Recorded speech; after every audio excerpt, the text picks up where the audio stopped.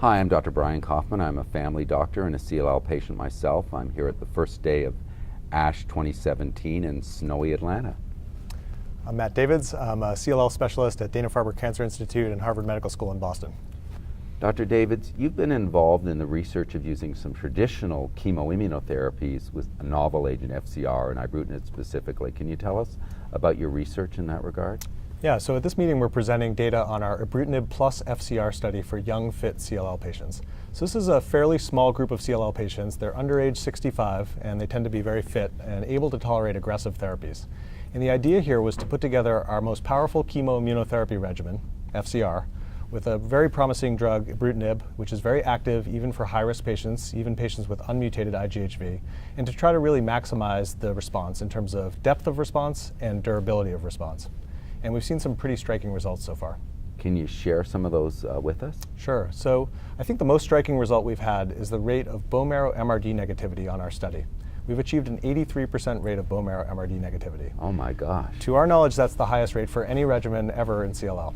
And our study includes both mutated and unmutated IGHV patients. And the rate is a little bit lower in the unmutated patients, but it's still 71%. And so we think these are going to be very durable responses. Obviously, we don't know if these are going to be curative responses, but it may be for a subset of patients. And any unexpected toxicities putting these two medications together? Fortunately not. So we've seen some of the usual toxicities you'd expect from Ibrutinib and from FCR, but certainly no additive or synergistic toxicities. This regimen's been well tolerated. Nearly all the patients have been able to get the full 6 cycles of FCR. And I think that does speak to the young, fit patient population, and also to the mandatory use of growth factor support and antimicrobial prophylaxis.